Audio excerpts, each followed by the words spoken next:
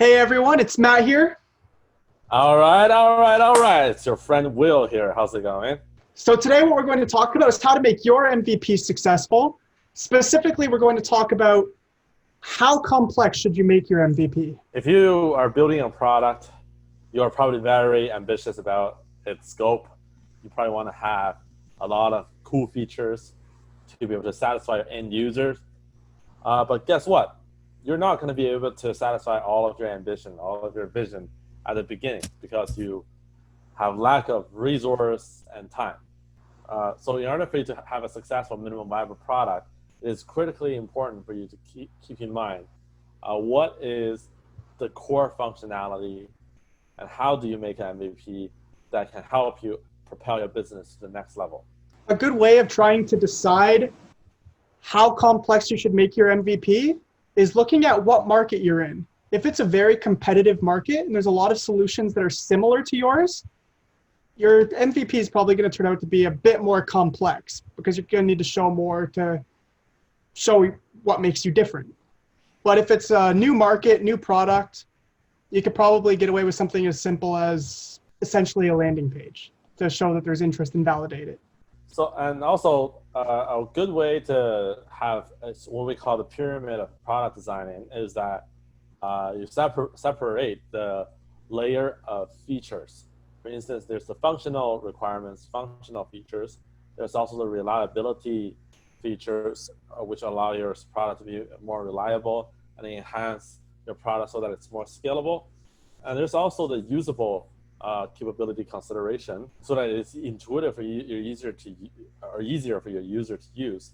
And on top of that, there's the design aspect, UI, UX aspect, that is not only make it very usable in terms just by a product, from a product perspective, from its capability, but also make it beautiful for your user to be able to appreciate, and you tailor the design so that it really speaks to your end user.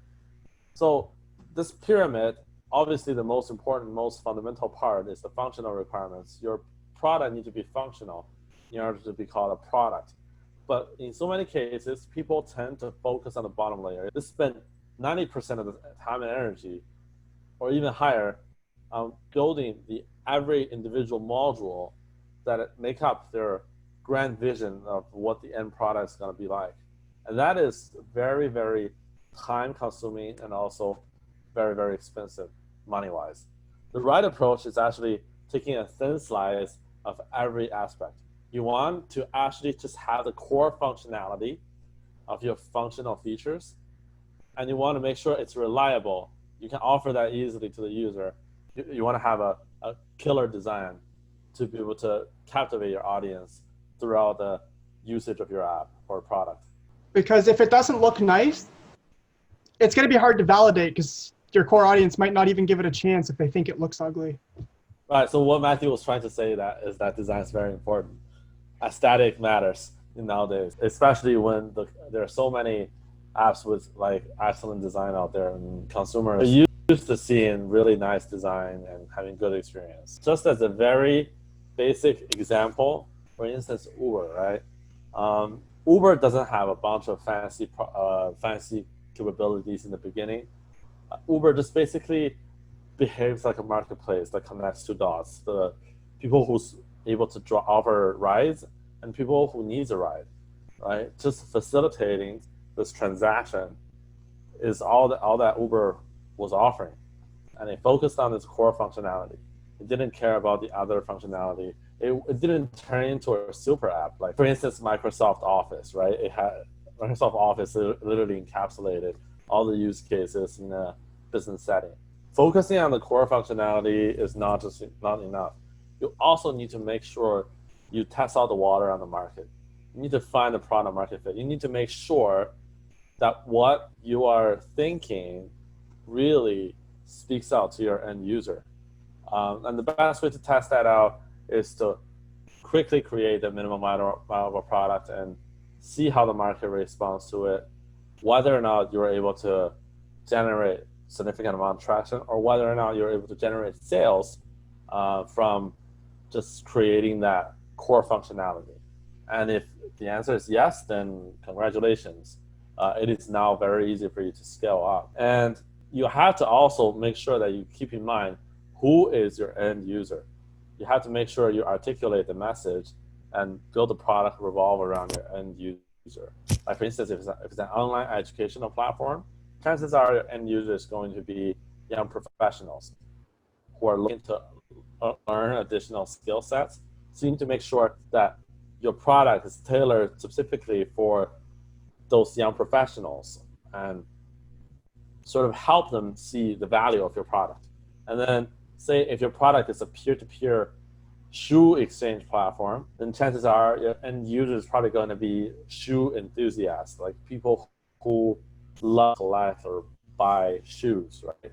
So you have to make sure that you design tailor your product so that they would appreciate the design overall construct of your end product. Is it aesthetically pleasing? Does it speak out to the people who are passionate about shoe collecting?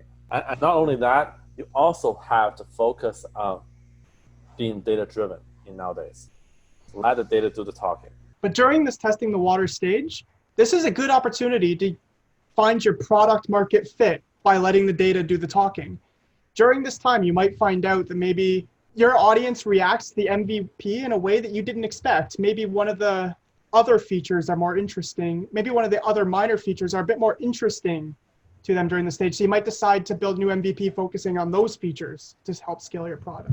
Right, and to that, I would like to cite one of the most successful tech entrepreneurs in the world, Jeff Bezos. He said, as an entrepreneur, you need to be both stubborn and flexible. You be stubborn about your vision, and also flexible enough that you're able to tweak your features, your product, to help you achieve traction so that you are able to reach your end goal. So I think that really relates to what Jeff Bezos was saying. So we want to hear from you guys. What's your journey been like trying to scope out the core feature of your MVP? Feel free to let us know in the comments down below. Yeah, I bet it was pretty difficult, right? You had this whole grand vision. Now you're going to do minus, minus, minus, minus, subtraction, subtraction, subtraction. Must be pretty tough. Share with us your story. You don't even have to share with us what your idea was, but just your thought process on how did you decide to minus what feature you wanted to use. And did it go exactly the way you thought it would? Anyways, let us know in the comment below, and don't forget to drop a like. And if you enjoyed this video, give us a follow for more content. Otherwise, peace out. Pow.